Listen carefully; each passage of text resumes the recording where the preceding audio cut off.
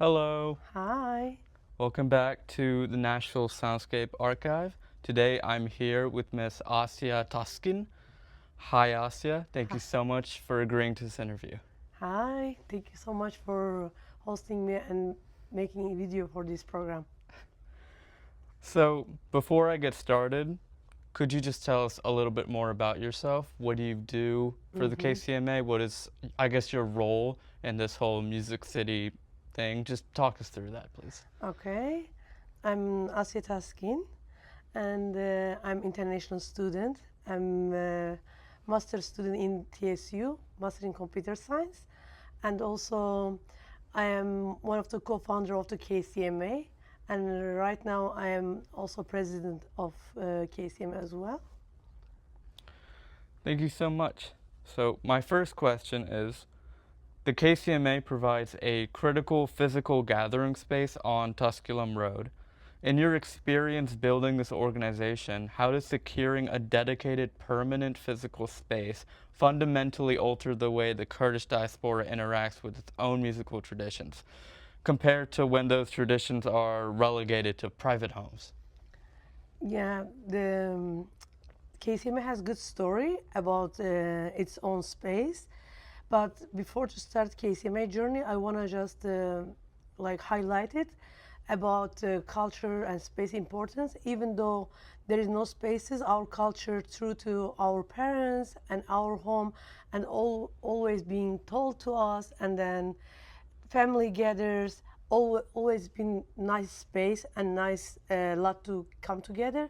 But if you, whenever you have physical culture center, is so important because there is a place people who can come gather together, and music always became like memory to us. But whenever we have place, it became something not only remember, practice, learn it, and then also inherit it to others, wider community and wider people.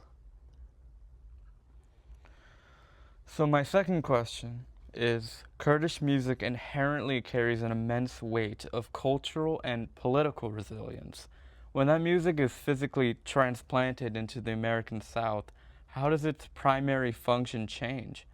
Has it become more about preserving heritage, building community, introducing Kurdish culture to others, or some combination of those things? I think both of them, because uh, you are preserving in diaspora because there is no one know it, and then whenever you try to practice your culture and your art, it's gonna be preserving.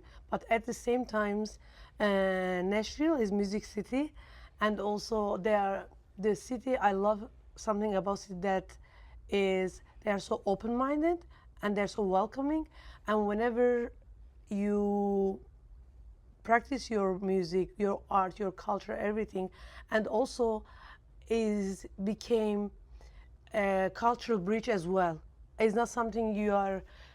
It's not something you're gonna avoid it, and also if you are willing to do, it's became cultural bridge as well, as we do many our event, many our classes, our students, not all of them Kurdish, and we have like many nations like Latin cultures, Latin countries, American, and then also Middle Eastern, many student and many audience we have. That means also one of our goal as well to make bridges between where we live and what we are doing. Historically, ethnomusicological archives and institutional narratives have frequently skewed heavily towards male performers. Yeah. As a female founder, president, and community leader, how does the lived experience of women within the Kurdish diaspora uniquely shape the way music, language, and cultural memory are preserved and transmitted? Um, as I mentioned before, women always have been played really powerful way to preserve our culture, and then I can say they are central role in preserving our culture because first word we hear from our mothers is our language, right? Kurdish songs, Kurdish history, Kurdish fables, and whatever this coming is coming through to women, and then it's went through generation. That's how important the woman role in the Kurdish culture, and I believe so in many cultures, not just the Kurdish as well. For example, before I and my friend founding this association, I spent many years with women in community-based organization, over a decade, I can tell. So this is how showed me and how I understood that the longevity of the community is so important whenever women involved. If they involve it, it's gonna affect your longevity. So you believe that women being included really does make something outlast? Yes, for sure. Because even though, as I mentioned, maybe they weren't on the scene, but they were in the backstage at home, and maybe in family gatherings, they weren't at stage that much because they get other roles, but they always been there. And the important thing is now we are at the stage as well, and we are showing our power as well, what we are doing. Just we give them visibility, and whatever we do, it was like visible by men maybe, or they were staying backstage, but now women are taking stage and they are sharing their feeling, their idea, and their experience. And also, as a community leader, I can tell that it's important to women have to see different perspective and then get good team as well. And whenever you're leading is important, of course, but also it's important to have really good leadership team. That also affects your whatever you are planning to do. Is music a form of empowerment for Kurdish female musicians? Yes, I can tell you that about the instrument, especially because whenever we go to protest something or do something, we are getting our Kurdish drum, which is called DAF, DAF, as became the symbol of our power. Because, like as I said before, also we had many musicians who played many instruments, but as I said, it's just family gathered and that places. But whenever women took their death and they became to ask for their right, and then they say we are here as well. Of course, we've always been here, but now we're gonna take that role and involve it. And now, many Kurdish people and many Kurdish women, many other nation women, I think they are taking step and involving not just music side, because whatever we do here is preserving and making bridge between cultures, and they're providing many classes and many other options as well. Wow. So my next question is, through Dengê Kurdistan on WXNA FM, you were projecting Kurdish history and music across Nashville's public airways.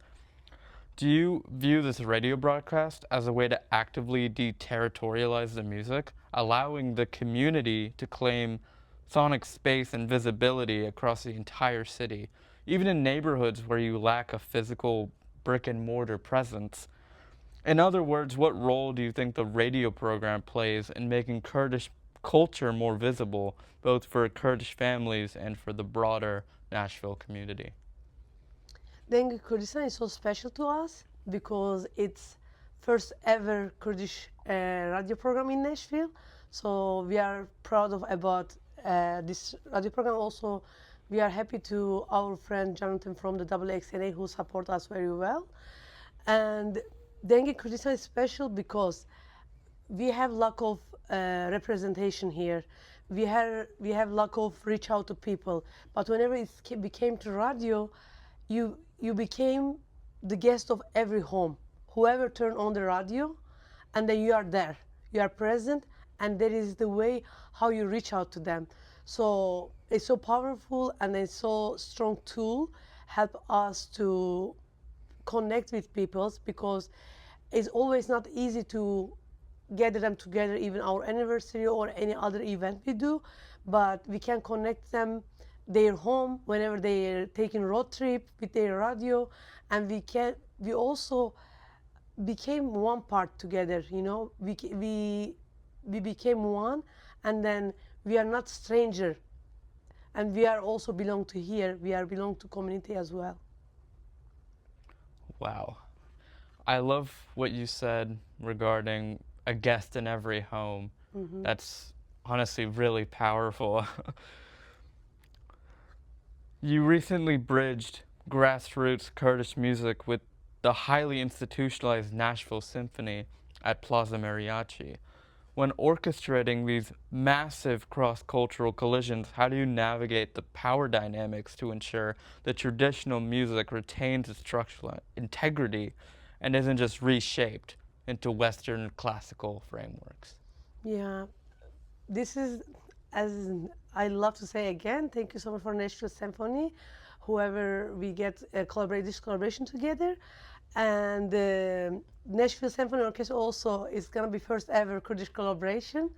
It's never happened again because I think here they call like most population of the Kurdish living here, but we are proudly saying that our association also the first ever Nashville Symphony collaboration we did, and we are so happy about that. Nashville Symphony is important. We are not the first one who do with classical music and then with traditional music bring together. This is the way also, as I mentioned before, it's also a bridge to say there is no limitation. If you came together, if you are planning, if you are dedicated enough to be part of the community, serve the community, that you bring new harmony. And then the last thing is happening our 30th anniversary at Plaza Mariachi. Whatever we are playing with, it was one of the sample. We want to be like part of New Harmony and then make Nashvilleian, Tennessean, even beyond the Nashville and Tennessee, because our connection is not just with Nashville. We have many other states. We have connections, and then we are connect with them. We want to make even nationwide in all the U.S. It's important because the Kurdish music gonna be in the Nashville Symphony archive.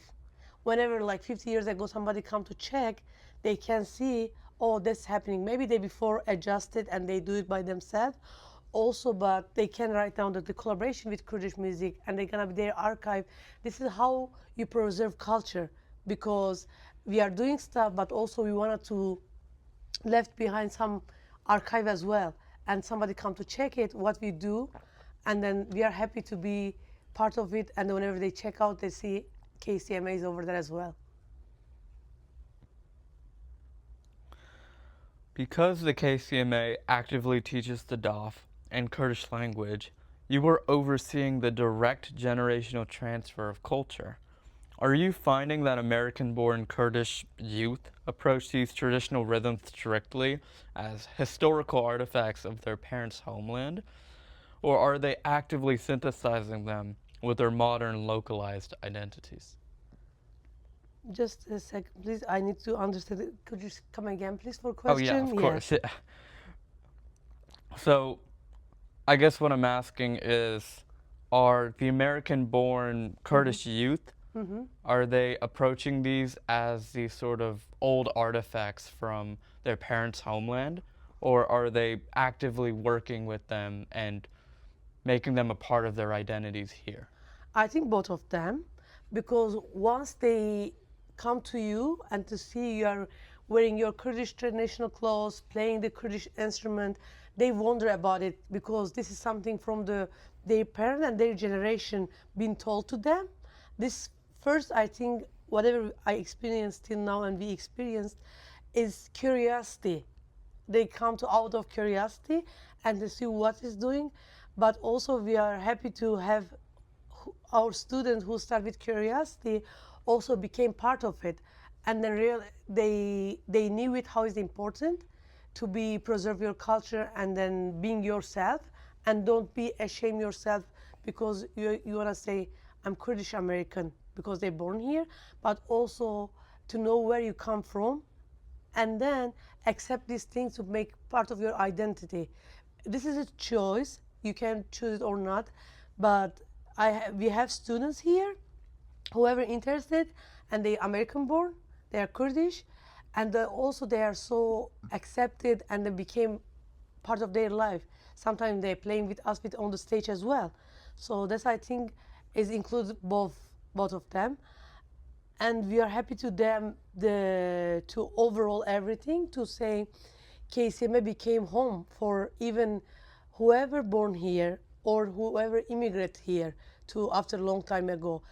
They came their home with, like, some of them has large community to involve, but some of them they have very limited space to involve it. But whenever they came KCMA they were like their second home, and they became part of it. And then it's not something you can explain it, but something you can feel it. As I said, KCMA office by itself has long story. If you don't mind, Yeah, of course. I want to give you small brief story about that one. This office, it was our one of American friends' basement, and then if you want to, you can reach out to me. I can share the how was it before and how it's turned into. And then because whenever we start, it was like very bad condition, but whatever we do here, the pictures, those fabrics, everything, we with our friends and with our team, with our volunteers, we do together. We built from the ground, and whenever the young generation who are born here, they see it, they admiring, because I think it's not something easy for young people or for us to accept it, put effort for something you wanted. But we can say on word everything in speech, but whenever it's come to reality, if they see as an example, I think that's also admiring them, and then they want to be involved a lot. So that's why, as I mentioned, like our 3rd-year anniversary was, I think, say 60 or 70% like was any other nation, 30-40% was like Kurdish and young generation. Even we never met with them, they told us, oh, we know you, even though we didn't met each other, we didn't see them, or they saw us somewhere, or they've been told about KCMA, what we are doing. So that's why I think not only KCMA, but whoever dedication the organization for their culture, dedicate themselves, they can reach and approve many good things to community and also themselves. Whatever we do, especially for me and for our friends as well, this is also improvement for ourselves as well. We are, whenever we get more big goals, we have to improve ourselves as well, getting there, and we cannot stay same level. Where you want to be, you have to improve yourself as well to go to that level. So that's why the journey of KCMA and the leadership team, I think we grow together. Growing together, Yeah. wow. Is that like what community is in a way? Yeah, actually, yeah. Of course, whenever you've been part of some things, been involving, yeah, community also be getting together. Like 3 years ago, it was hard to find people to invite our classes, and then also it was hard to reach out to them to find spaces. Of course, still we have lack of financial strength, lack of the representation. I am not saying we are perfect enough, but if I consider 3 years ago, and then imagine like just a couple of friends who gather together to think something we have over decades experience, how we can be part of the community and how we can serve this experience not to going away, to give people and share together and learn something from each other. So this is how our friends start. And then whenever sometimes like our last meeting, we talk about what we feel about our 3rd anniversary. So we feel proud because we can see this basement from miserable situation, and that stage with Nashville Symphony Orchestra and Mayor Freddie O'Connell over there, and also many other nationality was joining, Latinos, Middle Eastern, Kurdish, many nations was over there, and it was over like 400 people. So we are so happy, and we have more hopes, we have more goals. Hopefully, we, as we said, community, Nashvilleian, Tennessean, and we are all gonna grow together. So, what were those first 6 months like starting the KCMA? Like, just talk us through the planning, and then I know starting something is so difficult. Yeah. What kind of like problems did you guys run into?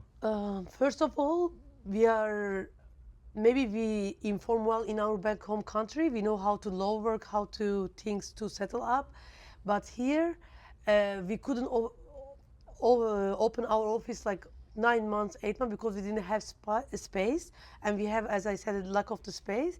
But first of all, we have to uh, ask the lawyer how things work, because first of all, you have to know how you're gonna into a legal way, to legally, to publish yourself. That's why we plan our mission vision with our friends. We get a couple meetings, and we thinks we thought that time whoever gonna be good for our organization, who can be leadership, because whenever we start Nesrin, we are thinking about something, and Mesut, also one of my friends, he was thinking about something. Ur, we all thinking the same thing we have to do, but we couldn't, like, we didn't share to each other too much. But one day, whenever we talk to each other, like regularly speech, and then that's our thought and our feeling is matched, and we say, oh, we are, I think, right time, right people came together. That's our perfect explanation, because all of us recently met and we became friends, but our thought to stay with us long time ago. Mesut maybe stay 10 years with him, maybe couple months, I don't know. And for me also, as I mentioned before, I worked like since 13, 14 years old. I worked voluntarily in women organization, like Wow. since that time, I worked there. And then one of my dream was always, even I went to university, after university, also I continued my journey with many organizations as well. So one of my dream, even it was like 15, 16 years age, I was admiring our leaders, whoever do stuff. I was thinking one day I will be able to come to be like one of them. So it's been for me long time dream, bottom of my heart. So whenever this right time and right people comes together, we decided and start to publish our association. And then surprisingly, our 5-1 OC is get improved so quickly, because usually they wait couple months for that, but ours gets, I think, couple weeks it's approved. And then it was hardest thing to let people know who we are. And then that time Nesrin, our deaf teacher, and you interviewed with her as well, we think the only good way to introduce people to music, to go to them. And then we reach out, we emailed many people, many institutions, whoever we can reach out. We emailed, we said, we are these people, we play this one, could you please give us spot to performing? We don't ask any budget, anything. The only thing we want to represent ourselves. So I think that the last, not only 6 months, I think like first 2 years, that's the way we are making time for it, going to stage and asking nothing. And then lack of the space was also many people and many organizations we met during this journey. They do have association, but they don't have physical space. And also some of them, they has association, they have physical space, but the way they are using just as an office, like meeting, and that's it, not pretty much getting further. So our mission was the place, of course, can be office, but also teaching, because we don't want to see just the publish, oh, this is our idea. Also, we want to provide many classes, space, financial situation, and then reach out to people, introduce ourselves. It was hardest part to get through, and still, as I said, still it's hard to, we want to do many things. It's hard to reach out spaces as well. For example, venues. They are so expensive. So it's not affordable that much. And whatever we do at the beginning, the old financial situation, it was with leadership team. They paid themselves, they sacrificed their time and their financial situation as well. Yeah, so that's, I can tell, it was hard, but it was worth it. It's worth it. And Worth still, it. yeah, still is hard to doing because I have classes, Nesrin has work, Mesut has thing, Rüstem, Bauer, Uğur, all of us and our teachers has, we are making time for something. Still is hard, still is not easy to do it, but still is worth it. And then we, whatever we provide, like teachers, like our English teacher Fern, Kurdish teacher is Bager, and our drum teacher Nesrin, and the dance classes, Bauer, and many other teachers. We wanted more classes, but the instructor need to donate their time. Their time. Yeah, and then it's not fair to ask everybody, or not fair to everybody, accepting everybody except to donate their time to association or any other community. So that's why always we are looking volunteer teacher. Always we are looking to people who want to be involving, reach out to whoever want to be part of community, make community bigger. But as I said, and I think I can talk behalf of on my friend as well, it's hard, but it's worth it.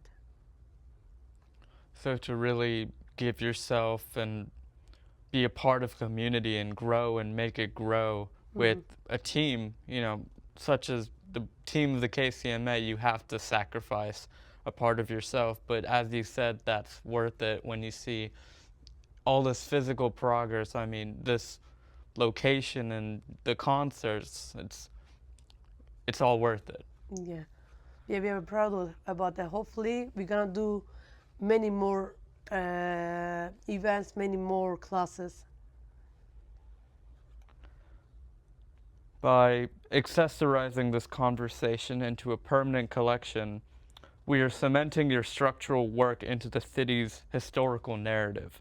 Decades from now, what is the single most important reality you want researchers to understand about the sheer administrative and physical infrastructure required to keep Kurdish music alive in this specific era of Nashville?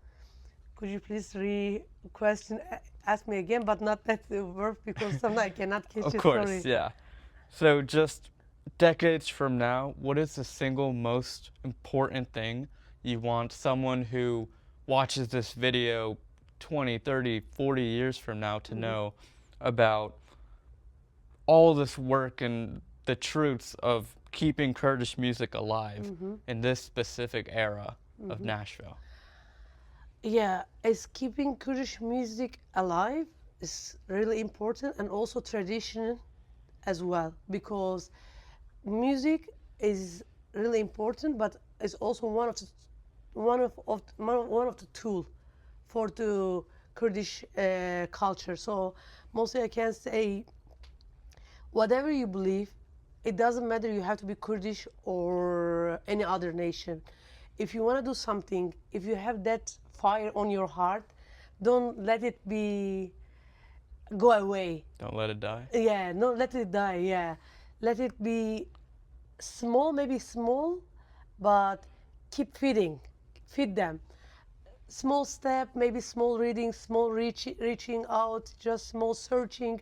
Whenever you say maybe you do something, but there is no one to see you, because we've been many places, no one interested us. We feel so sad because we didn't know how to do. Still, whenever we see, we are hosting many events right now. It's not like huge timeline. 3 years ago, we are talking in 3 years. And then from that space and that situation, that's something fire in your heart. Don't let it die. And then do something what you are believe, because as human being, I think how you feel important, how you feel you are human being, from especially my side, if I provide something to community, if I can touch somebody's life. As I mentioned before, specifically one of our students, they didn't have any life, but whenever they came here, they always saying, thank you so much, this is the breathe new oxygen to me. This word is bigger than everything, because somebody's and someone come through to you, they says, you give me big brief, you give me one backyard, I can breathe and I can feel happy. So whatever we do, even we didn't get bigger or smaller, it doesn't about that, to touch somebody's life. It can be sometimes one, and then hopefully one day be millions. So if you don't start the one touch, it won't be never ever gonna end up with millions or thousands or hundreds. So that's why first startup is the important, touch somebody's heart and touch your community and yourself, because whenever we start, we say one word, one sentence to each other. If we didn't succeed, what's gonna happen? Because everything is not easy to be going through. We said we're gonna learn something at least. So this is also success will not something always have to be improved. If you tried and you learn something for it, that's also a way to try. It's worth to try. It's better to try than to even get your ideal, success. Yes. Wow. That's really, really powerful. Thank And you. thank you so much, Asiye, for giving me this interview and sharing, with the world your story and your experience with the KCMA and building something from the ground up. Because I feel like stories like the KCMA and all these other institutions, they get muffled, by quote unquote Music City. So thank you so much for sharing. Thank you so much. And then please, whoever watching this one, come to visit us, our event, and our Instagram page, because we want to reach out to any people and as much as we can, and that's how we're gonna be attached as much as we do. Please don't be stranger.